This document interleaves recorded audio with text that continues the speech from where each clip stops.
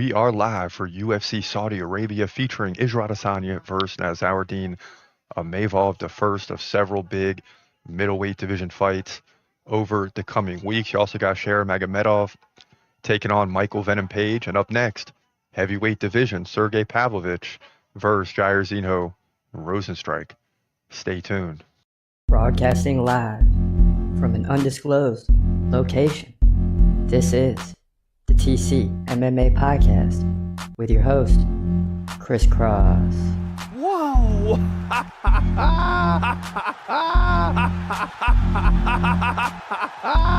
Dana White privilege. Let's go, baby! Let's go! Let's go! Let's go! Let's go, baby!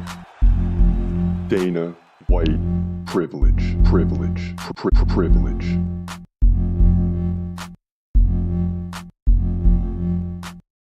What up? This your boy Chris Cross checking in. This is the TCMMA Podcast. That's right, we are live UFC Saudi Arabia for the big three, the final three fights right now.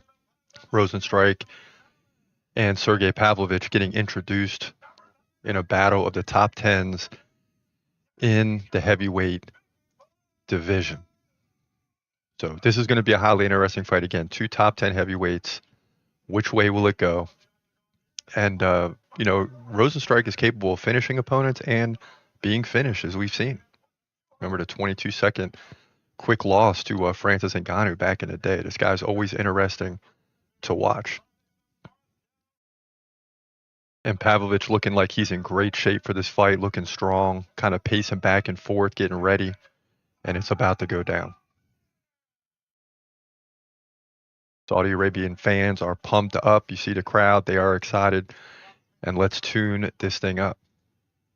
Here we go. Heavyweight division. Sergey Pavlovich versus Jairzinho Rozenstruik at UFC Saudi Arabia. This is the full fight reaction. We are with you until this fight is complete. And here we go. The fight is on. Both guys walking forward, no touch of gloves. And Rozenstruik lands the first jab to start the fight.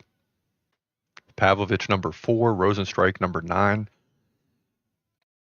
And Pav, one of those guys that's on the upper tier of the heavyweight division. Rozenstruik trying to get back.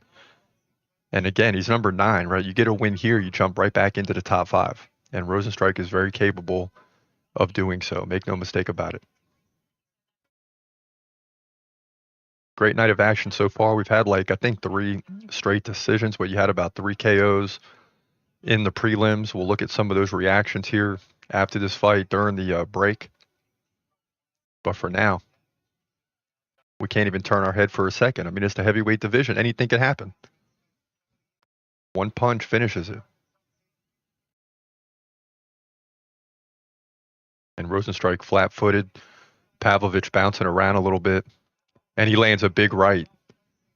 And that definitely woke Rozenstruik up for sure.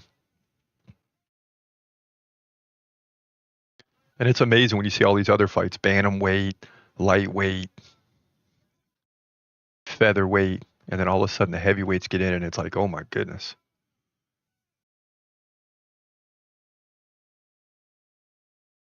Boom. Okay, Pav.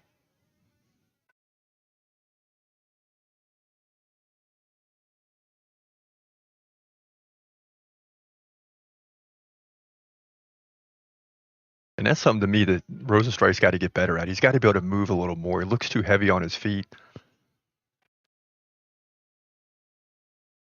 And at any time he could finish the fight too, but it just seems to me that Pavlovich looks like he's more in control. I mean, he's keeping his head off the center line. He's moving up, moving down, sliding left and right. And so far keeping Rozenstruik off balance 2 minutes into this fight. And another jab there by Pavlovich.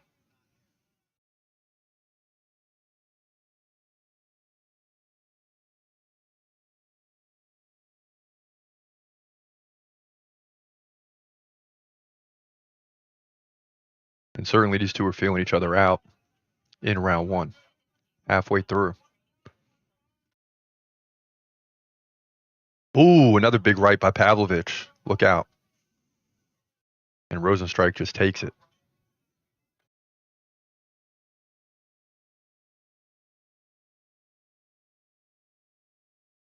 By the way Pavlovich is moving, he definitely respects the power of Rosenstrike. I mean, he's trying to get in and get out. He's trying to consistently move left to right, and it's making it very difficult for Rosenstrike to land a big punch, at least so far. Of course, we got 15 minutes here potentially.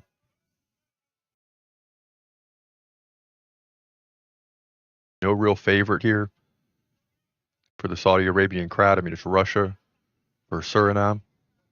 Ooh, another big right by Pavlovich. Getting the attention of Rosenstrike.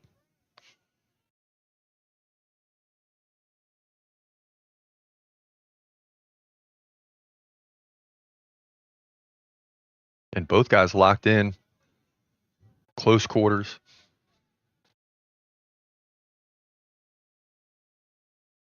But Rosenstrike just can't get anything going. I mean, it's 7-1 in head strikes so far. And Rosenstrike goes to his back, and this is not where you want to be against Pavlovich.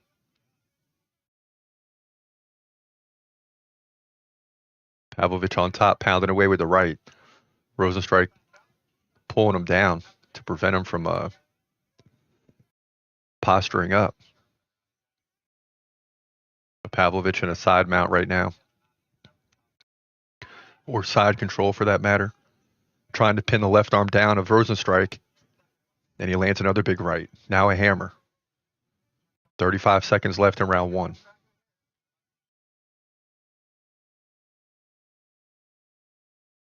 You can hear by the roars of the crowd, they're certainly anxious for a finish one way or the other. And you would expect it in a heavyweight division.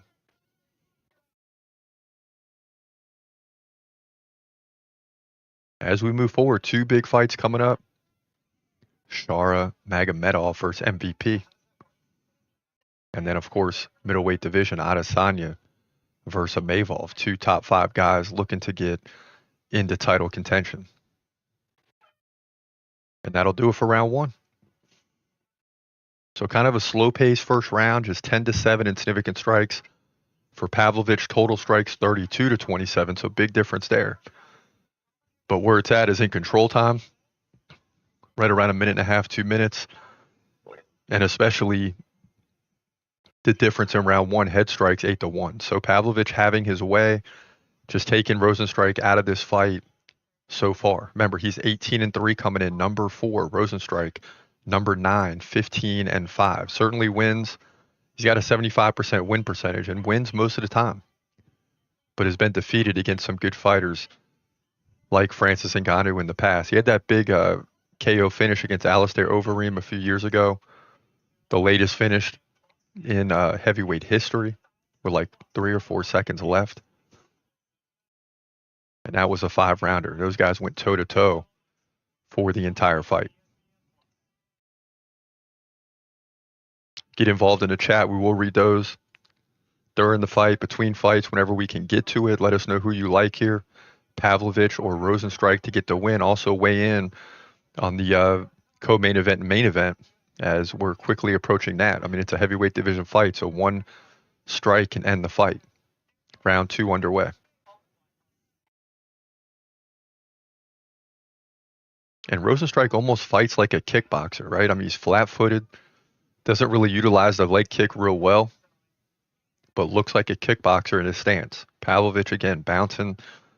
You know, he's constantly got the arms moving, and he's just doing a good job of keeping Rosenstrike off balance, not allowing him to land combinations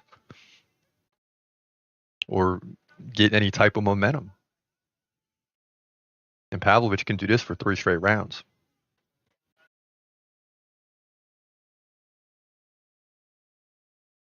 Pavlovich up 1-0 right now for sure.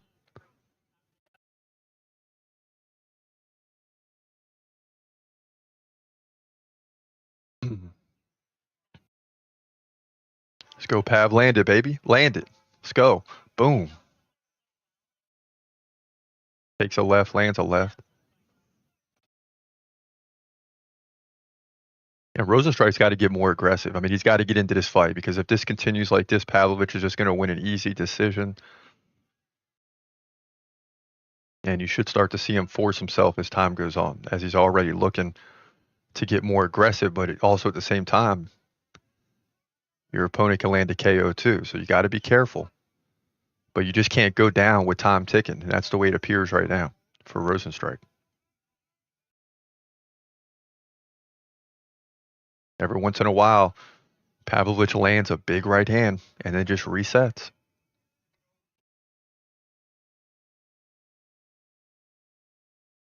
Oh! Big left by Rosenstrike. Too bad he was backpedaling at the time. 2 minutes gone, round two.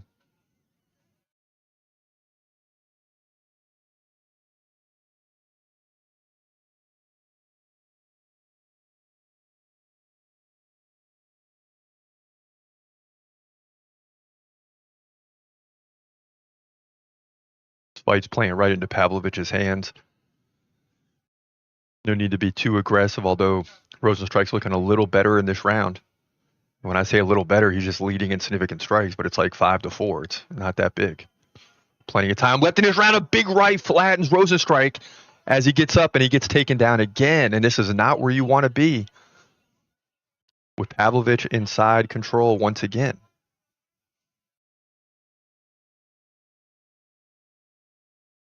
And that gives Pavlovich the edge in this round as well.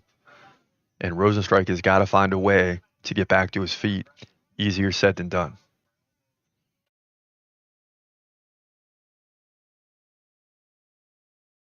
Sergey will be content with keeping the fight here the rest of this round. 150 left in the round. Rosenstrike on his back.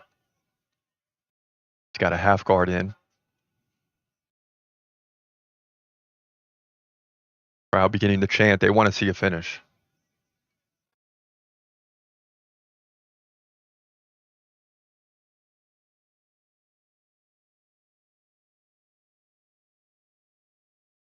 Not much happening on the ground. Both guys jockeying for position.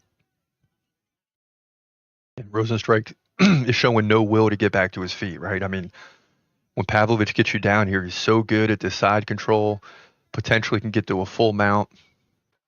And we're getting a replay at this right hand. He ducks the right of Rosenstrike, who's off balance, and beam catches him. Yeah. And even though we're not seeing much here in terms of activity, that one right is enough to land the knockdown and potentially win this round for Sergey Pavlovich.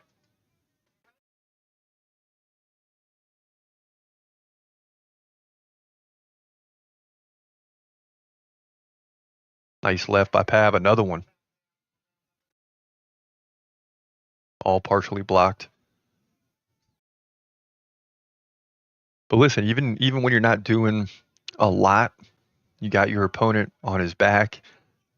You landed the knockdown punch. You're over 3 minutes of ground control time. And it's just so far a dominant performance for Pavlovich.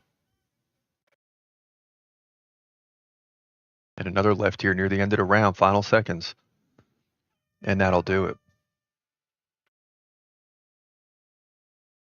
And things are close. I mean, significant strikes 13-13, head strikes 11-5 for Pavlovich, but it's total strikes, which is really the big difference, 82-13. And then you factor in the ground control time, 328-0 on one takedown. I mean, Sergey is certainly leading this fight 2-0, and Rosenstrike is going to have to do it again by finishing this fight in the third round, which he's very capable of. But you got to be careful of going for it and giving up a takedown, because he's shown no ability to get off his back once Sergey gets on top.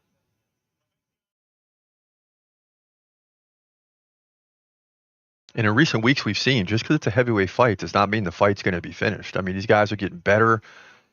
Obviously, the big guys are getting better at grappling, ground control time, takedowns. All those things can stifle your opponent, which is why everyone's excited about Tom Aspinall versus John Jones. I mean, Aspinall's a big heavyweight, a true heavyweight. Could he go in there and take down John Jones? Could he land a big punch and steal the heavyweight title? That's what people were talking about and getting excited for that potential matchup of, although no fight has been announced and probably won't be anytime in the near future. Round 3 is underway.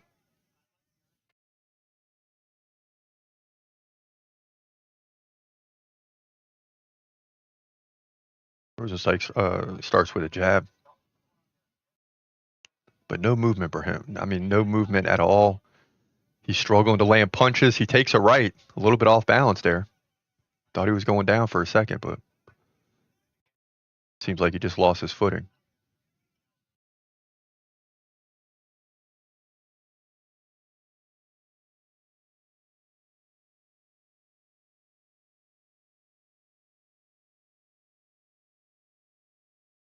Yeah, Mark Smith telling guys they got to get.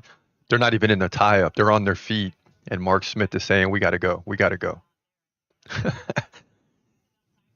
but not in a position to break it up. Oh, Rosenstrike comes in, lands a left, takes a left.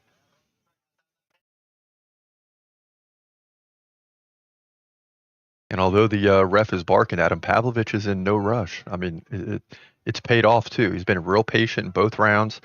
He's landed a big strike and then spent 3 minutes on the ground, about a minute and a half, 2 minutes, of which came at the end of the round. So just not a good look for Rosenstrike. Oh, a big left by Pav. And I'll tell you, he lands another one. Rosenstrike's going down. He's looking for the takedown now, and he gets the takedown. And I'll tell you what, this might be it for Rosenstrike. There's still 320 left in this fight, but he's shown no ability to get off his back. And we'll see if there's not a lot of action, if Mark Smith will break it up. He hasn't yet, but he's already warned the guys to get going.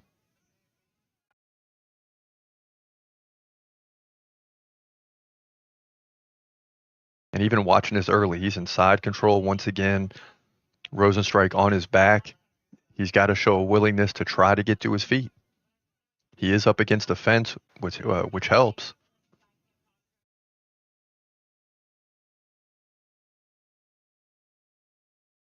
Pavlovich pulls him right back down halfway through round 3, and this is just going to be a dominant performance for Pavlovich if this continues. You're not going to see it in significant strikes where it's very close, but again, total strikes, it's where it's at. 105 to 15.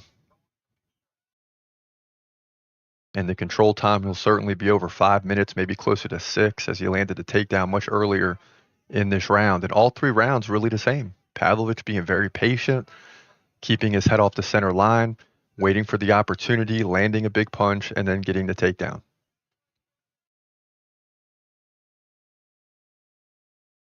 And a win here will certainly give Pavlovich a top 3 fight next. Tom Aspinall and John Jones tied up, obviously. There's only a few options for him.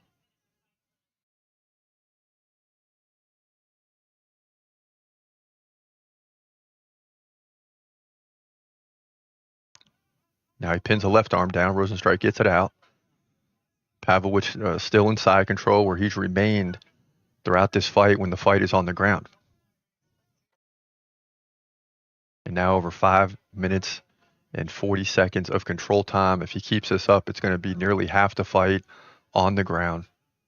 And just not a good look for Rosenstrike, who's shown no ability or will to get back to his feet. He's just in straight defense mode at this point.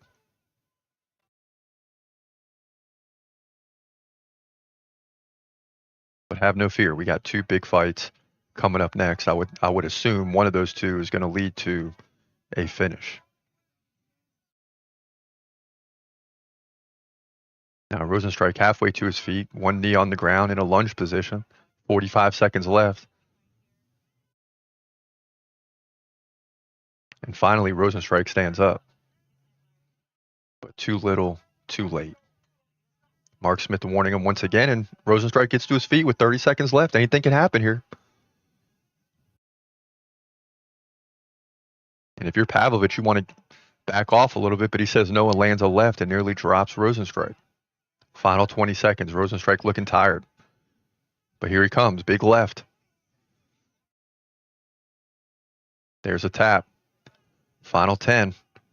Rosenstrike's got to go for it here. He's done it before. 4 seconds left.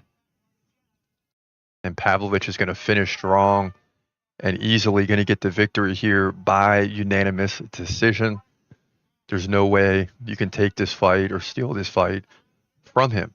And every time Rosenstrike gets near the top, he falls. That's just the fact of the matter. Sergey Pavlovich is going to win by unanimous decision easily. He's going to move to 19-3, here in the heavyweight division. And that's the way it goes down at UFC Saudi Arabia. So next up, big fight on deck. We're going to get to the prediction in a minute. Shara Magomedov versus Michael Venom Page. Get involved in the chat room. Let us know what you think about this upcoming fight. The awkward style of MVP. Can Shara find a way to fight through that and get the finish? We'll see. But Shara's undefeated. He's shown the ability to beat everyone that comes in front of him. But this one is going to be much more difficult for him. As we know, Magomedov is a very good fighter, but he hasn't dominated opponents, right? Some of these fights have been close, and we'll see if he can get the job done. So stay tuned. We're going to look at some of the prelim reactions and then get to the prediction. We'll be right back after this. Hamdi Abdelwahab and Jamal Pogues headed to a decision, and it's going to be close. To me, Hamdi won round 1, but Jamal Pogues won rounds 2 and 3, and it shows in the numbers. I mean, Jamal led 69-44 in significant strikes as both fighters now coming together. He also led in head strikes, 43-25, and the takedown game was non-existent. One takedown with 1 minute of control for Hamdi, and that all came in round 1. So here we go. 29-28 Hamdi. Oh, it's going to be split. 29-28. No, I'm sorry, it's 30-27. Pogues, 29-28. Abdelwahab, 30-27. Wow. And here we go with the final judge, 29-28. Oh, Hamdi Abdelwahab. Oh my goodness, gets the victory. How? He's going to move to 6-0, remain undefeated. It's crazy because one judge gave 3 rounds to none to Jamal Pogues. That was why it was confusing. And 29-28 the other way. But at the end of the day, Abdelwahab gets the victory, remains undefeated at 6-0. And does that mean it's going to be a tough day for everyone on the road? I mean, the crowd wants Hamdi to win, and they got their wish. He remains undefeated here, heavyweight division, UFC, Saudi Arabia. Bogdan moves to the full mount. Look out. Lucas Alexander in all types of trouble. He takes an elbow. And look at this. Bogdan pouring it on now. He ties it up in significant strikes. He's pounding away. The numbers won't matter if he can get the finish. And Alexander's in a world of trouble. He's going to give up the back, it looks like. But Bogdan continues to pound away with the hammers.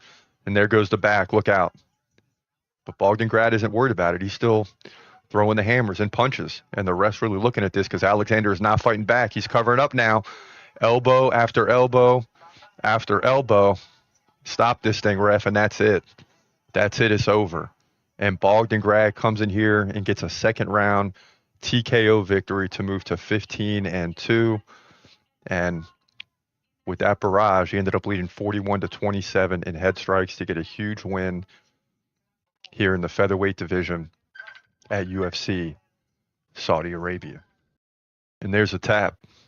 Jasmine headed to a dominant finish here over Mayra Bueno Silva as the final seconds tick down, and she finishes the fight on top, and that'll do it.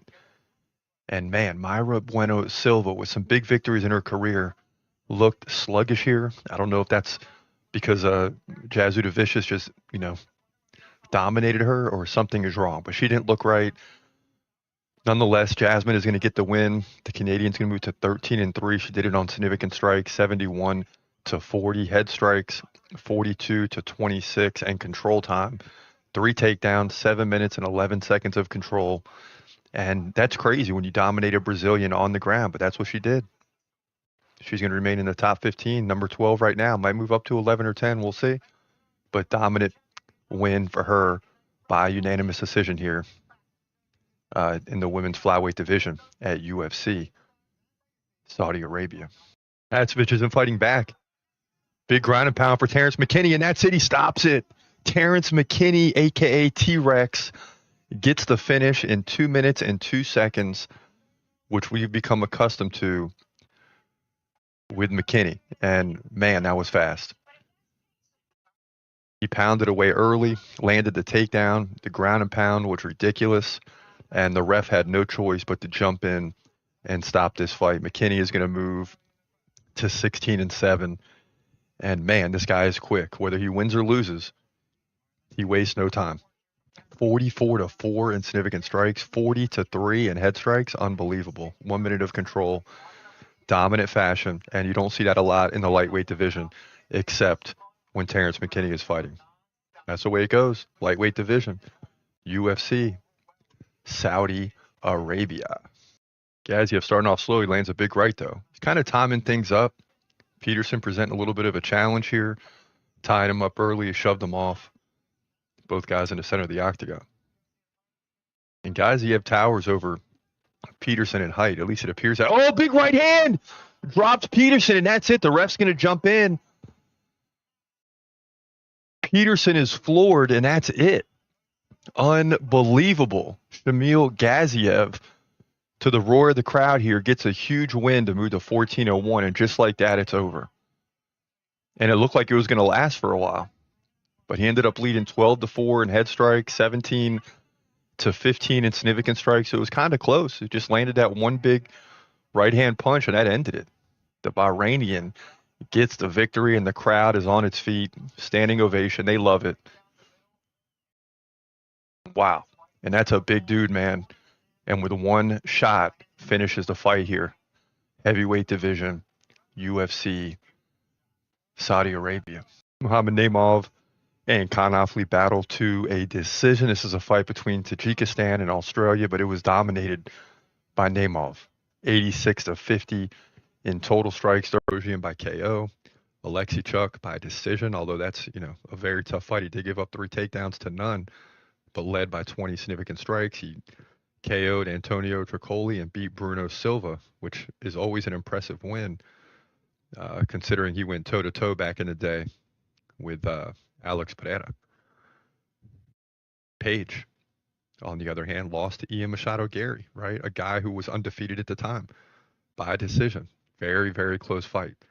He did beat Kevin Holland, which is a significant victory, and really is what makes this fight interesting, right? Because you would say, at least right now, Shera is in between Kevin Holland, if he's even better than Kevin Holland.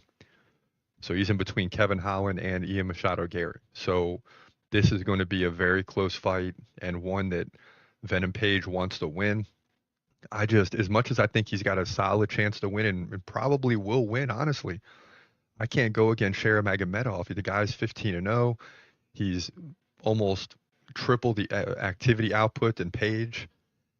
Page is going to have the fight of his life, and he's very capable of doing it and really get Shera off balance. And again, he's very capable of doing all those things. But Shera is too active on the feet for me to believe that will happen. In terms of the prediction, I got to go with Shera Magomedov and the activity. I'd love to see him get the KO. That will be huge in this situation. But regardless, he's going to get the win to move to 16-0. In my opinion, KO is questionable. It may or may not happen. But if it does, I think it happens in the first round here. But that's the way I see it going. Middleweight division, UFC, Saudi Arabia. Yeah, so another tough fight. Thank you, matchmakers, for making these predictions very, very tough. And speaking of predictions, you can get them all on the channel, right? Leading up to every fight card every Saturday night, youtube.com/@TCMMA podcast or at Crisscross MMA. So in this one, again, it's just you got to go with Shara because he's undefeated. And the last few fights he's going into, I'm like, I don't know. This might be the one. And then he finds a way to win. If he wins this one, it's huge. I mean, it's huge. Because Michael Venom Page is no joke. I mean, he's lost 2 in a row, right? But I believe. But against very good fighters. Shara is very good too.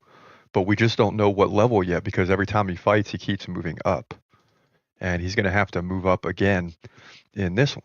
And then all of a sudden you get a top 5, top 3, something like that. And you're off and running. So look for Shara to show up. And it's important that it's at home too for him in terms of crowd support. He'll have the crowd support in front of a hostile environment, especially for Michael Venom Page. You're watching the TCMMA podcast. And now, back to your host, Chris Cross.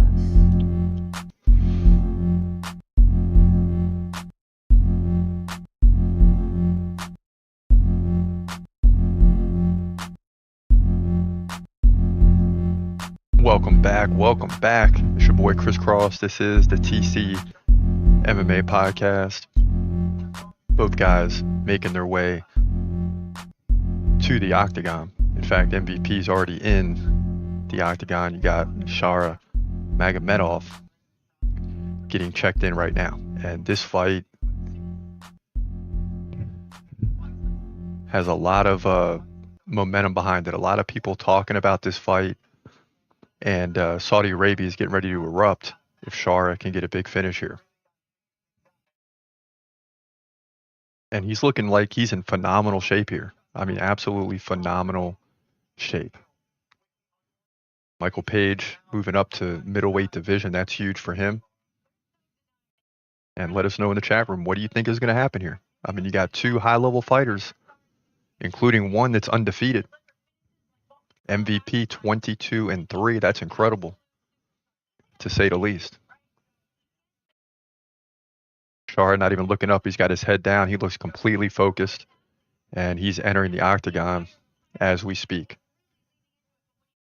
Certainly the crowd favorite here. He's undefeated from Russia. And this is a big dude.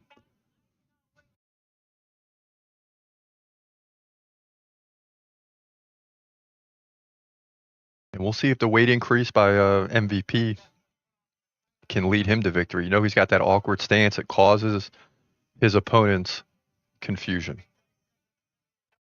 But you could also say the same about Shara Magomedov.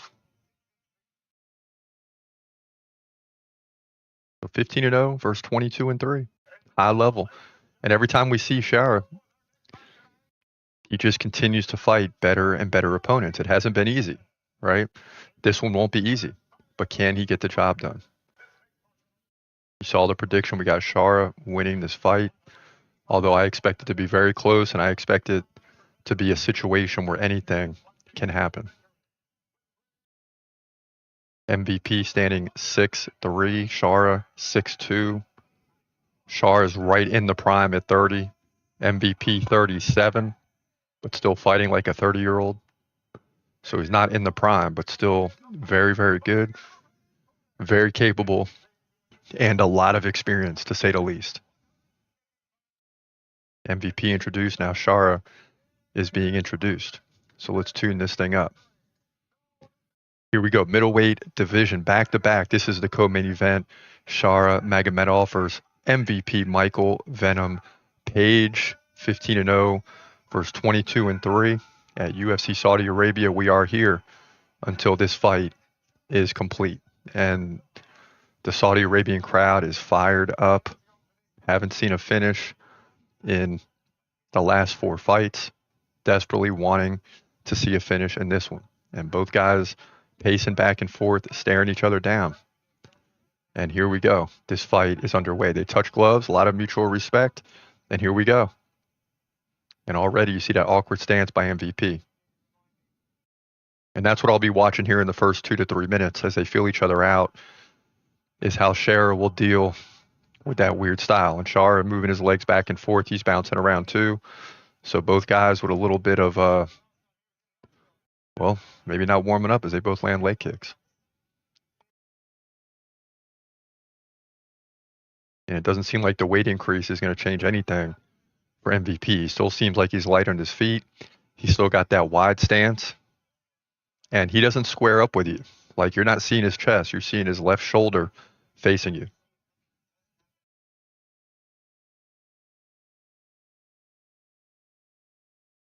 And MVP almost really putting on a dance here with that arm straight out. And Shara's going to have a hard time figuring him out.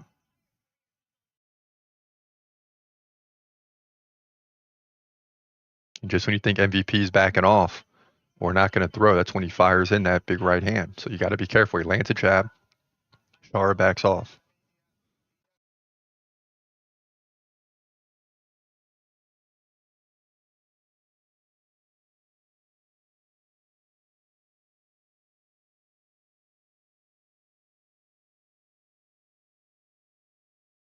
Some of the crowd chant MVP, which is surprising.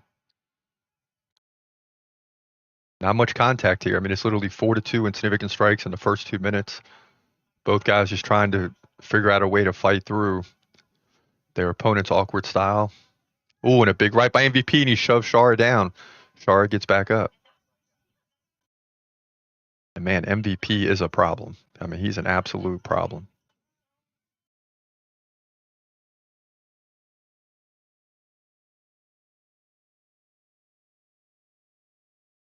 And it's a weird situation for any fighter fighting him because you want to get in there and you want to strike, but you got to be worried about that right hand, as there it is again. Now he puts his neck down and Shara gets underneath. But he's got nothing. MVP continues to control him up against the fence here halfway through round number 1.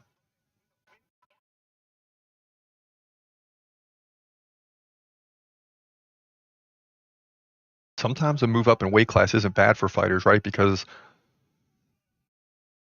they come in and they're just faster than their opponent.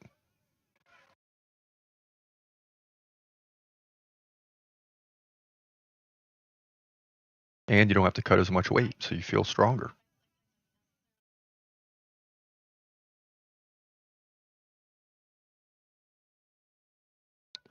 Both guys trading leg kicks. Not a lot of action yet. Shara's still up 7-4 in significant strikes. No control time or takedowns. Well, maybe we did have one takedown from MVP. No, he's 0 for 1. So no takedowns yet. Shara's still a 2-1 favorite early in this fight. No head strikes yet for Shara, though. 2-0 for MVP. So very early on, 3.5 minutes gone in the first round, and very difficult for both fighters to make contact, which is exactly what we expected. And whoever can figure out their opponent quicker, which is the case for any fight, really, but especially in this one, whoever can figure out their opponent and break through is likely going to win this fight.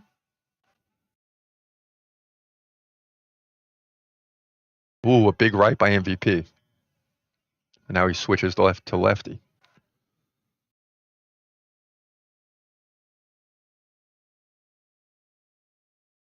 Back to righty. And MVP just playing with Shara at this point in time. Another big right. Nearly misses by MVP. Shara not phased, though. He's still continually coming forward, but just can't break through. Final 40 seconds here, round 1. And how do you even prepare for this? I mean, how do you even get an opponent to spar with you and mimic what MVP is doing? You can't do it. I mean, he's one of a kind. Wide stance, continually bouncing around, continually moving in and out. And every once in a while, he'll jump in with that big right. Spinning back fist missed by Shara. Final 10 seconds. Spinning back kick landed by MVP at the end of the round. Could that be enough to give him the round? More than likely. He's up 8-0 in head strikes, 13-10 in significant strikes, and that's where it stands right now. So if you're just looking at the numbers, you got to easily give that round to MVP. I mean, for Shara to go through a full round and not land any head strikes, that's a problem. He's having a hard time figuring out that awkward style that MVP brings to the fight. And we're not getting a look at their own commercial breaks. We're not getting a look in the corner. So all we can do is guess what's being said. But if you're Shara's corner, you got to say, listen, you got to be aggressive. Okay. You got to get in there and try to tie up Michael Page to take away this awkward stance. And if you're not aggressive, MVP is just going to have his way and dance his way to a unanimous decision. That's the bottom line. MVP's corner's got to be telling him, continue doing what you're doing. You got Shara out off balance. He's not used to facing an opponent like you, right? You got 25 high-level fights in your career, and this one is no different. So, that's a situation going into round 2.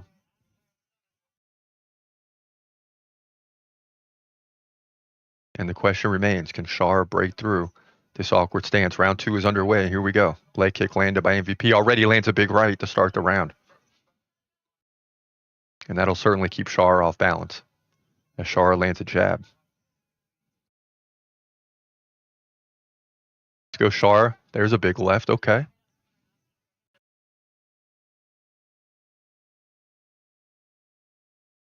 Big right by the MVP. Shara nearly goes down. He's back to his feet.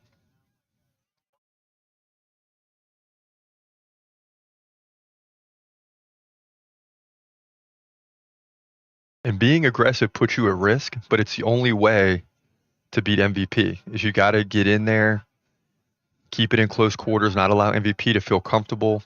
You know, he just dances around with the wide stance and his hands down. But fighters are afraid to get in there because as soon as you do, he whips that big right hand from behind, and then you're in trouble. So, tough situation for Shara. And there's nothing that can prepare you for this. He hasn't seen anything like this. Spinning back kick missed by MVP. Shara still moving forward constantly, but beginning to show signs of frustration.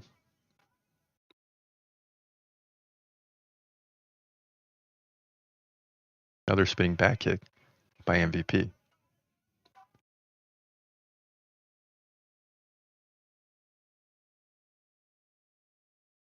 And if you don't think this is difficult for Shara, all you got to do is look at the in-fight stats. 0 head strikes for Shara Magomedov. That means he's having severe problems finding his way in. And guess what? He's a ranked fighter. So if MVP can win this fight, MVP is going to find himself ranked in the middleweight division. How big is that for him? And for the first time, both fighters come together. They're tied up in the center, and MVP shoves off. Shara lands a kick to the body.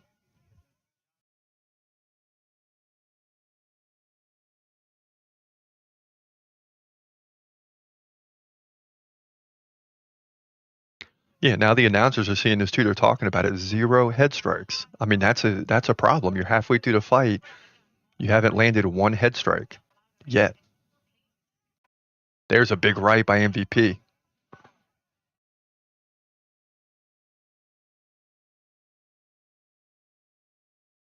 .220 left in a round, and if I'm MVP, about a minute left in the round, I'm going to get a little aggressive. Right? Not put yourself in any bad situations, but be a little aggressive and try to win this round as well. Oh, a big right by MVP. Ooh-wee. MVP smiling. He's feeling good.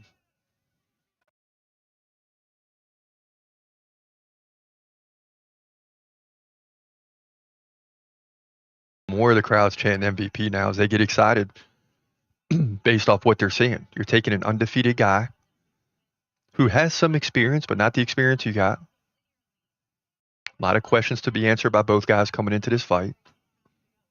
But the crowd is beginning not to side with MVP. I don't think Shara is losing any followers or people rooting for him here, but they're beginning to be silenced, and the MVP crowd is beginning to pick it up.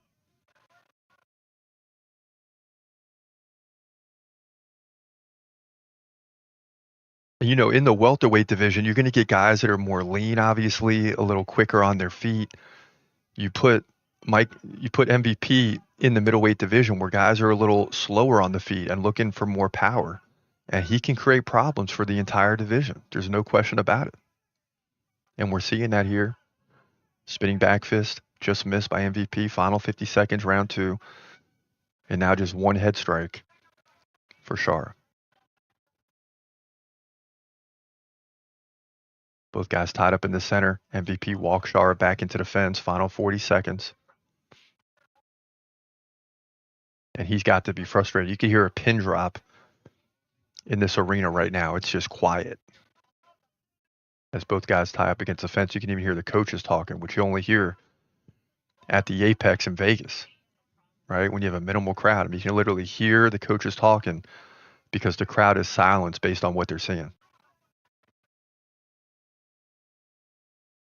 And there's a tap. Final 10 seconds, and Shara looking very frustrated.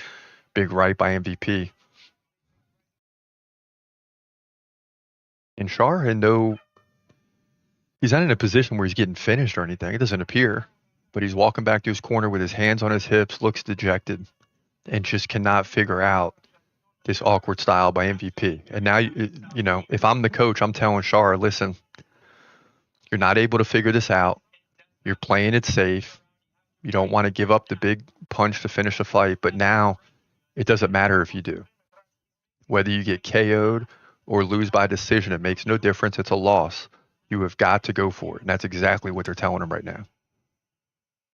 Can't play it safe anymore. It's round 3. You're probably down 2-0, although round 2 was really close, but you know, as close as it was, it's hard to make the case at all that Chara won the round. I mean, he's got 1 head strike. Down 29-20 total strikes, 29-19 significant, 16-1 head strikes for MVP. So just, it's hard to say domination, but domination in the sense that you're keeping your opponent from doing anything. And I expect a big round from Chara here, but he probably needs a finish. Let's be honest. Now, in some of the close fights, the judges have leaned towards the home crowd favorite. So could Chara have snuck out round 2? I'd say no, but you never know. Round 3 is underway. This is it. Chara takes a big left. MVP sticks out his tongue, so he's having a good time in there right now. He's feeling very comfortable.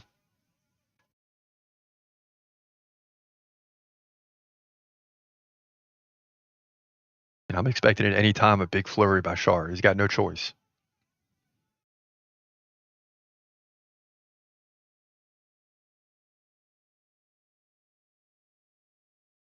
Now, MVP slowing down a little bit. Now's the time if you're Chara. I mean, he's not bouncing around as much. He's still got the wide stance, but he doesn't have as much movement. Not like he's tired or anything, but just slowing down just enough to where he's in position for you to land some punches.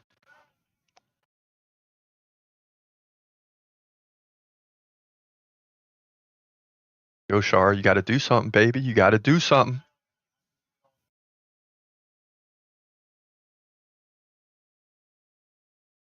Big right by MVP. 3:45 left in the fight.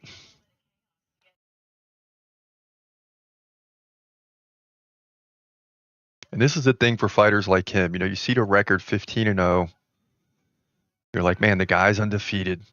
But then you step up against someone who's got a lot of experience, and now you're talking about a levels fight. Fight in which you got to prove yourself against an unranked fighter in MVP. But let's be real, he's definitely in the top 15 of the middleweight division, even if he loses his fight. But not an easy situation for Chara. 3:10 left.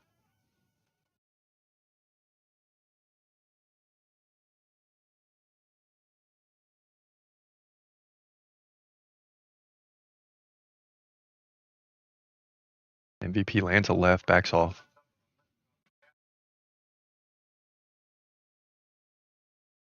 And Chara is doing nothing to keep MVP off balance. I mean, MVP is feeling good right now. The fight is totally going his way.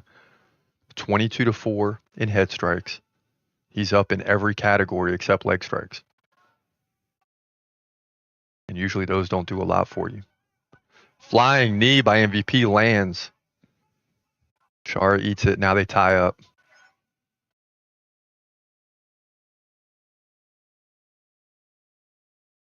Chara spins MVP back up into the fence. And you know, if this is a 5-round fight, maybe Chara starts to take over, but it's not. It's 3 rounds. And Chara's got 2 minutes to make something happen. And he's got to make it happen in a big way.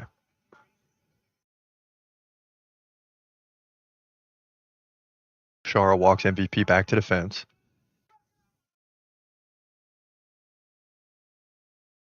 And clearly MVP is slowing down. He doesn't have that same bounce, but he's done enough up until this point to keep Chara out of the fight. 1:45 left. And you never know what's going through a fighter's mind, but that's why the coaches are so important, to keep you honest. You might feel like, okay, I'm not taking big shots. I'm okay in this fight. But the fact of the matter is that MVP likely won the first 2 rounds. Round 3 is pretty close. And Chara needs a finish here. 1:15 left.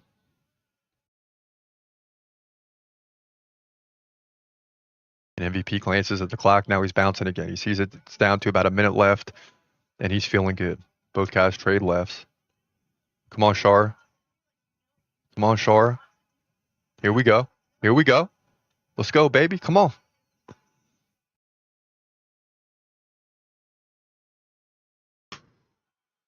Big right by MVP. Final 45.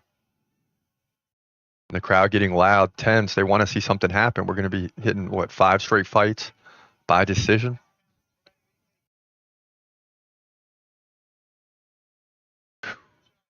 Leg kick missed by Shara. And Shara's leading in this round, but just pretty much dominated in the first 2.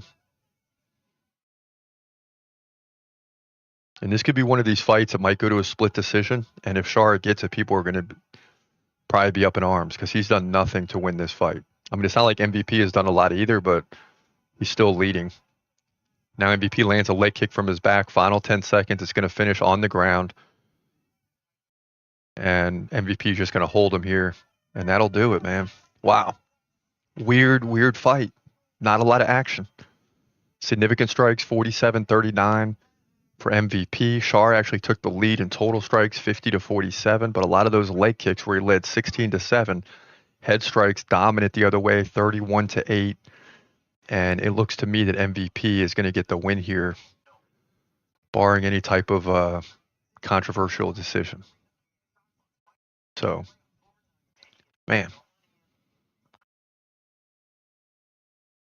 I really thought somebody was getting finished here. I knew it was going to be awkward for both guys to figure out their opponent, but just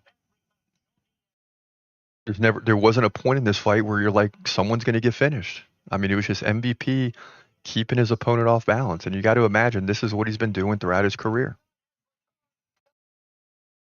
Now he's had a setback in the UFC, but now he's up in the middleweight division where he's going to be quicker than most opponents. Most opponents are going to be looking to land the big power shots, but MVP keeps you off balance enough to where you can't land them. And just to me, a dominant performance for him based off what we know about Shara's ability coming in. So both fighters circling the octagon, they're awaiting the decision. And hopefully, even though we got Shara winning this fight in the prediction, and we can use as many wins as we can get right now, I just hope they don't steal this thing from MVP based on what I've seen. All right, here we go. Here we go. Hold your breath, ladies and gentlemen. Hold your breath. Here we go. 30-27. 30-27. 29-28 easy. For Michael Venom Page, he's going to move to 23-3 and should now be ranked in the top 15 of both divisions, if I'm not mistaken. So we'll have to take a look at that and get back to you, but should be ranked in 2 divisions now. This guy's looking good, and he gets a big win here. Middleweight division, UFC, Saudi Arabia. All right, so listen, stay tuned. Coming up next, we got the big one, Adesanya versus Imavov. It doesn't get any better than that. And a lot of people want to know what's going to happen here. Can Israel Adesanya make the comeback? Can he come back after suffering back-to-back losses and get the win? We're about to find out. So stay tuned through this short break, and we'll come back with the main event. A lot of good comments and questions coming in. This one is UFC 312, Zhang Weili versus Tatiana Suarez. Truth Bringer says this is a bad matchup for Weili. If Suarez comes in healthy, I don't see how Tatiana doesn't beat her, more or less. And yeah, I mean, I really think Tatiana's got a good opportunity to win the belt here. Very good fighter. We all know what Zhang Weili can do, but this is more about, because of that, it's more about Tatiana Suarez and is she the future of the division for the next, 1 to 2 to maybe 3 years. Very possible. I kind of think the MMA community hopes that's what happens. We need someone like an Amanda Nunes to come in and win the belt and then win a few fights and keep the belt in one fighter's hands for like 3 to 5 title defenses and make a name for yourself. It's very possible. Or she could just walk in there and lose, and then it takes all that hype away. But if she keeps winning, the hype just continues to build. So I'm pulling for her, and I think she can win. 619ers says Umar was winning. Umar Nurmagomedov, that is, and I believe only lost because he messed up his hand. Can't imagine striking after breaking or doing what he did in the second round. So, he's fighting with an injury at that point is what Niners is saying. And, that makes it difficult. And you see the turn or change in the fight in round 3, and then you get into the championship rounds, and it's even worse because now you're in Merab Dvalishvili's domain. Like he's used to being there. No big deal. And the fight just completely swung. 2 rounds to none for Umar, then 3-0 for Merab, and he keeps the belt with one official at 4-1. Speaking of Alex Pereira, Magomed Ankalaev, big light heavyweight showdown for the title finally. Dale, I believe, 000, says, I agree with your statement. And who knows what that means because I don't remember what I said. Probably in about 20 minutes, I'm not going to remember anything I said. It's on my mind, and then I get it off. That's why I like the podcast, get it off my mind. Boom. Go into the house and stream a little series and get lost in that. But in terms of that fight, come on, Pereira's got to win that one, right? So I'm hoping that's what you're agreeing with because I'm sure that's what I said. 49ers faithful back again in the comment section all over the place. This fight night is better than upcoming UFC 312 in my opinion. I saw this the other day. I'm glad we got this one. And I took a look at it when I saw that comment. I was like, all right, let me go fight by fight. And I'm like, you know what?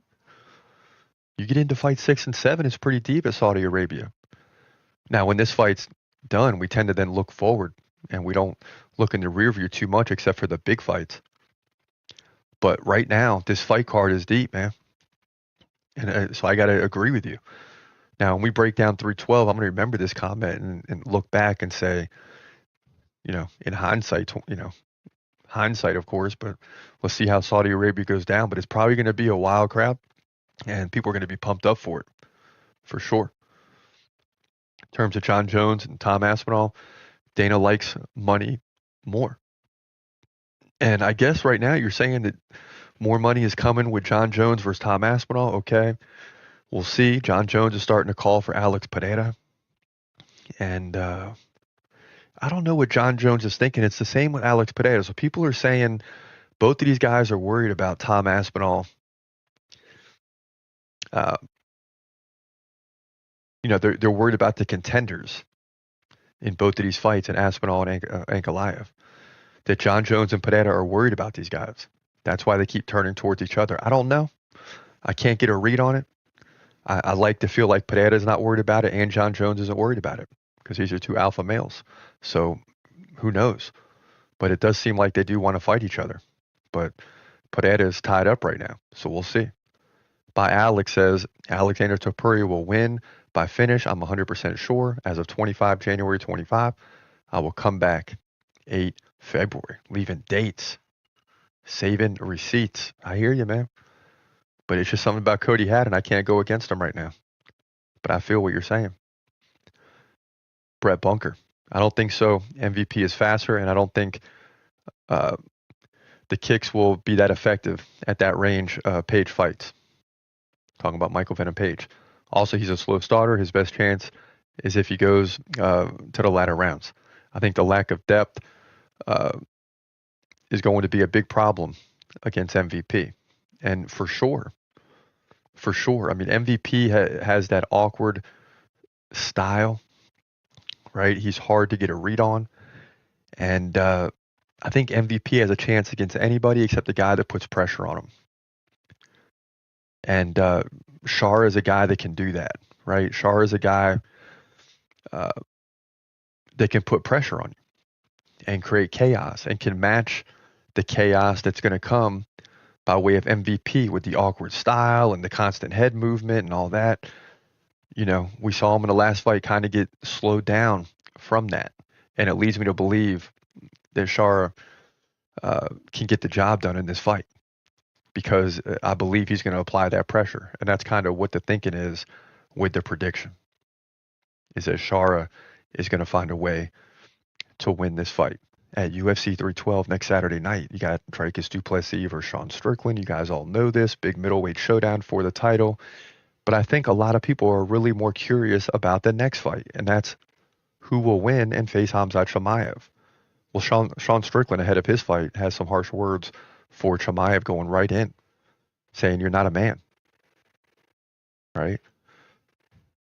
You're not a man."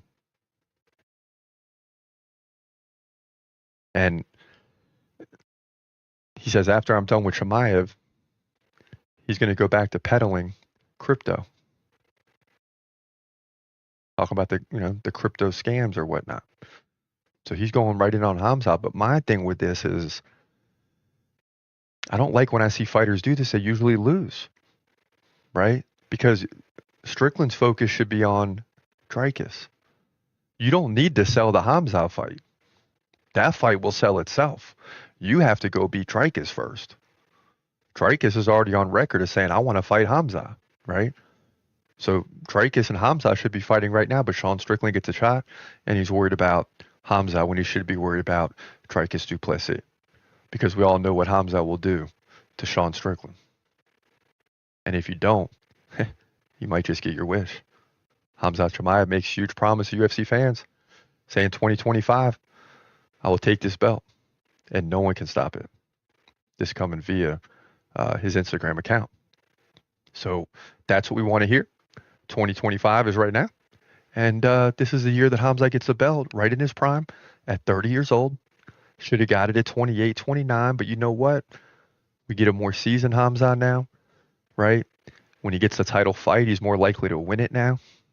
30 is the perfect age, or in full strength for the next 3 to 5 years.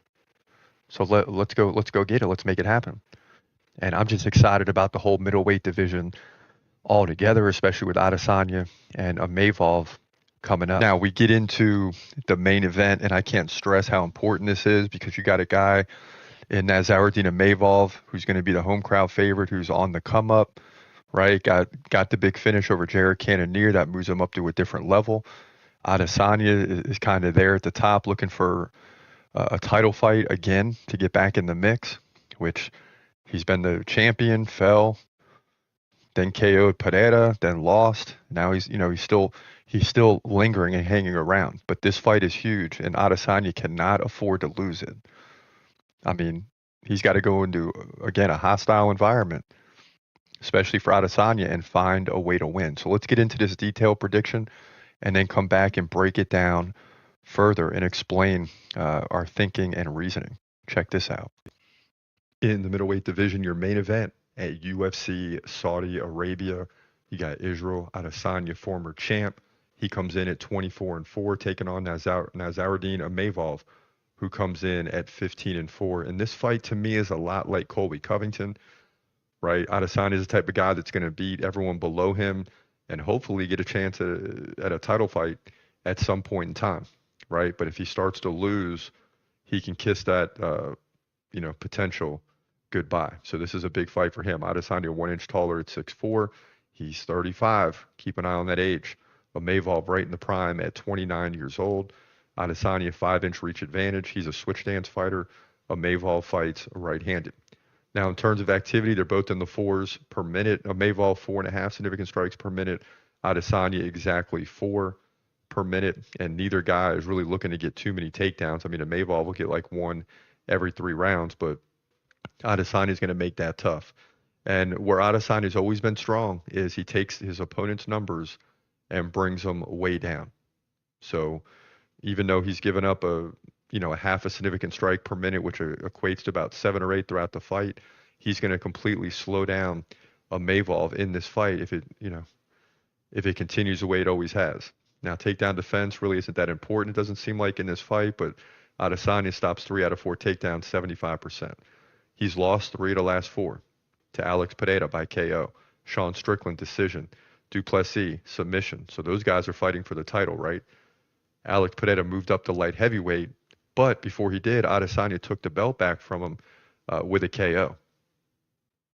So people are still talking about that. And Pereira led that fight 49-41 in significant strikes. So the heart of Adesanya is still there. His last 2 losses against guys uh, that had the title at the time. So he's still in the game, ladies and gentlemen. Imavov, 78% takedown defense. That won't matter because Adesanya wants to keep it standing. He's run off 3 in a row. A big one in the last one against Brendan Allen by decision. Another big one against Jared Cannonier, which led to a 4th-round KO. And Roman Dolise by majority decision. His last loss was to Sean Strickland by decision. Strickland just dominated that fight. But again, Imavov is 29, so he's just entering the prime window in that fight against Sean Strickland. He's getting better all the time. Adesanya is who he is, and the question is Imavov good enough right now to beat Adesanya? It's very tricky because Adesanya is approaching that older age, but he's not too old yet, right? Imavov is not totally in the prime, but he's 29, headed towards 30. He's like right there. It's going to be very interesting. Will there be a changing of the guard? That's the question in this fight. But listen, I got to go with Israel Adesanya. You know, Imavov is good, but I just still don't think he's as good as Adesanya. I think there's a clear difference in this division from the top 4 fighters in Hamza, Adesanya, Dricus, and Sean Strickland. And I still think it's going to stay that way after this fight. I like Adesanya to win this thing by decision. It's going the distance, in my opinion. But either way, maybe Adesanya gets a KO earlier. We'll see. But I like him by decision. Just on the feet, he's going to outclass Imavov and probably win 3-2. It's going to be a close fight. But Adesanya outclasses him, throughout this fight by decision, winning 3 rounds out of 5 to move to 25-4. Big win for him here. Then he's going to cause problems in terms of the next title fight because everybody wants to see Hamza fight for the title. But they're both going to have to wait for Sean Strickland and Dricus du Plessis. So still a lot up for grabs in this division. But yeah, Adesanya wins this one here in the main event at UFC Saudi Arabia.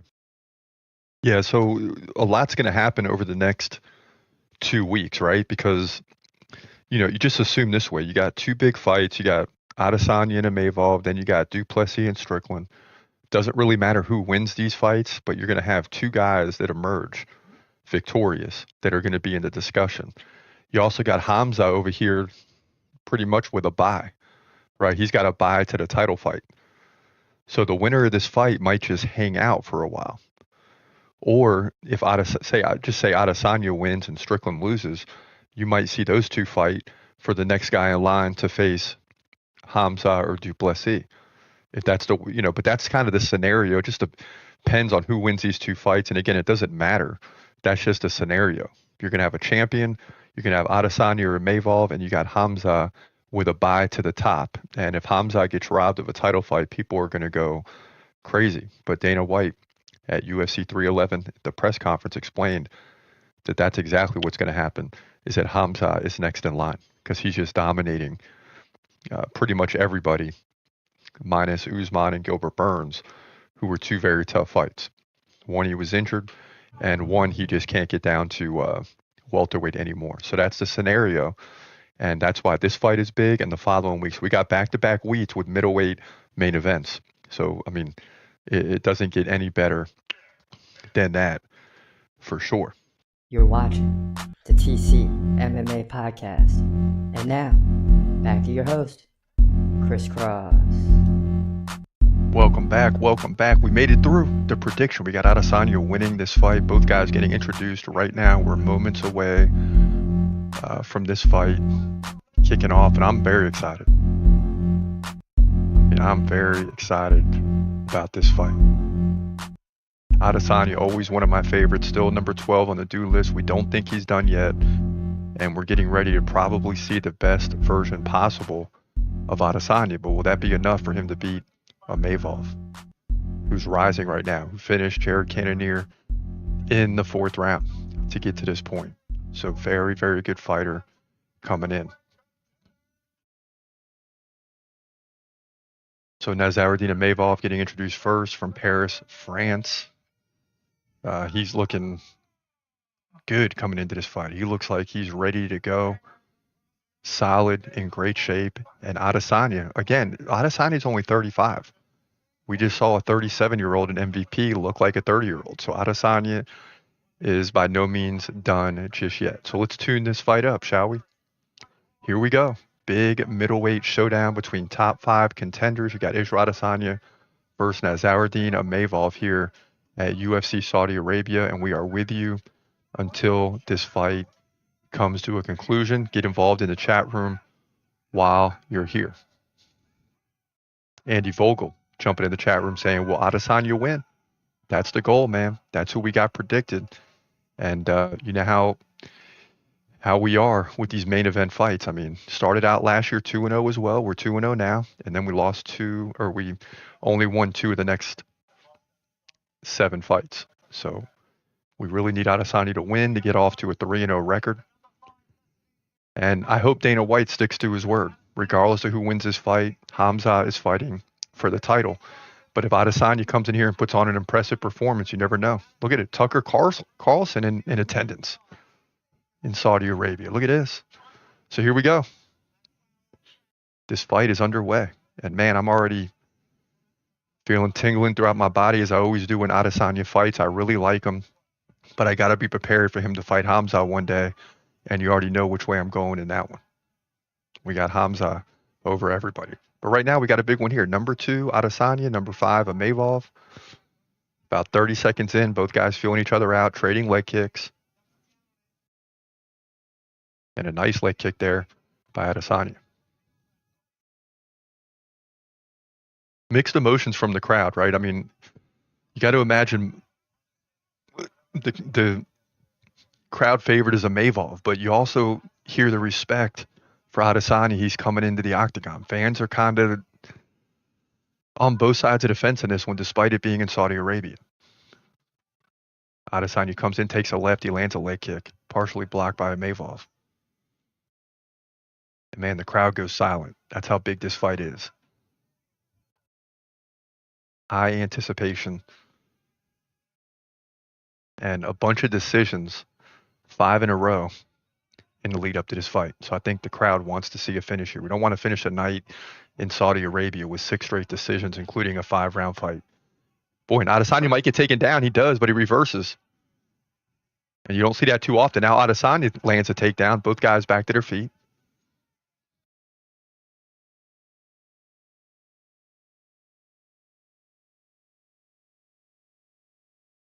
And boy, you don't usually see a guy get into Adesanya like that. Usually the kickboxing style keeps his opponents off guard. But Imavov's showing he can be aggressive early. 2 minutes gone in this fight. Crowd's chanting something. Sounds like let's go Izzy. So Izzy's a type of guy that can, regardless of where the fight's at or the crowd, he has so much respect that even the Saudi Arabian crowd will root for him. And I would assume the Saudi Arabian crowd's a lot like myself. We'll root for Adesanya against anybody but Hamza. Right?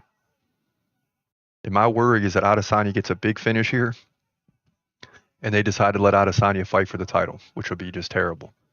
To me, Hamza gets the next shot and then Adesanya fights the winner of that one. So we'll just see how all this plays out. There's not really a guy for Adesanya to fight unless he's going to fight the loser of Duplessis and Strickland, which to me he should. But when you're the former champ for as long as Adesanya, you're always one fight away from fighting for the belt. In fact, this is the first time he's had a non-title fight in at least 6 or 7 years.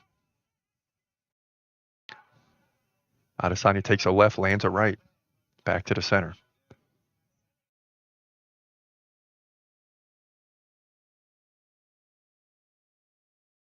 Adesanya doing a good job of keeping Imavov off balance with the leg kicks. They're saying Adesanya's in the best shape of his life right now. We haven't seen him in a while. So legs look strong, upper body looks strong, but he is 35. So let's see how his endurance is if this fight goes into deep waters where Imavov ended up finishing Cannonier.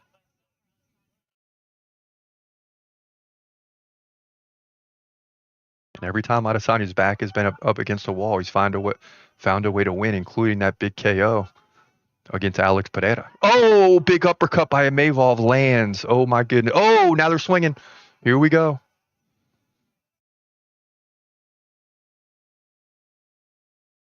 This fight's getting ready to take off. And Imavov shoots in for the takedown attempt. Adesanya keeps it standing as he lands a couple elbows and a shot to the body. But Imavov has walked Adesanya back into the fence here with under a minute left as Adesanya looks to his corner for instructions.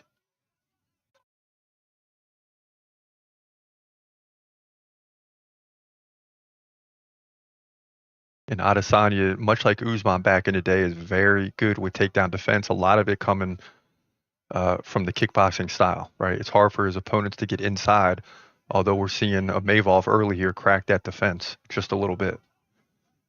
But Adesanya's outstriking him, 20-7 in significant strikes, 9-2 head strikes.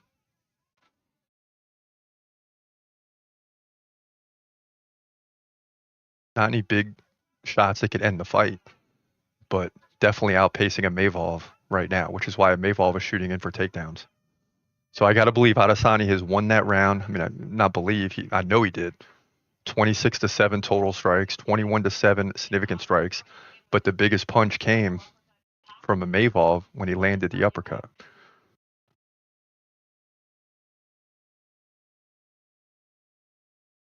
And the focus on these two guys' faces is incredible. So we're getting a look at Imavov in the corner. Both guys still look good. It's only the end of round one. They look fresh and they go to a commercial, but Imavov's corner's got to probably tell him, you got to pick and choose your shots a little better. You got to break through the defense of Adesanya. And if you can land a takedown, great, but you're dealing with a guy that has great takedown defense and can keep the fight standing in almost every situation. At least we've seen throughout his career. So if a guy like Adesanya gets taken down, it's a complete surprise because we don't see that too often.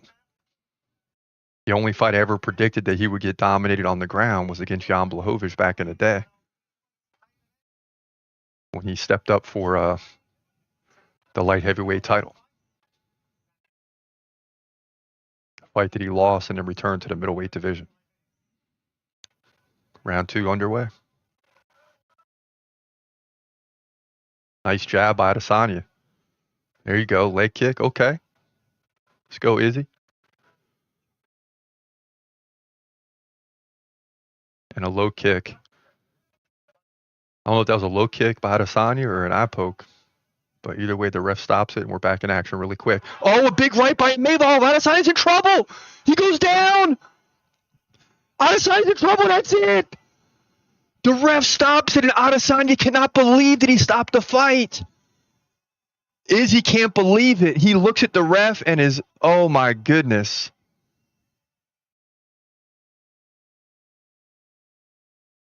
Oh my goodness. Should that fight have been stopped? Adesanya cannot believe that the ref stopped the fight. Yes, Imavov landed a big punch, but Adesanya's up and he looks fine, and he cannot believe it. I mean, Adesanya, the long career that he's had, you're not going to give Adesanya a chance?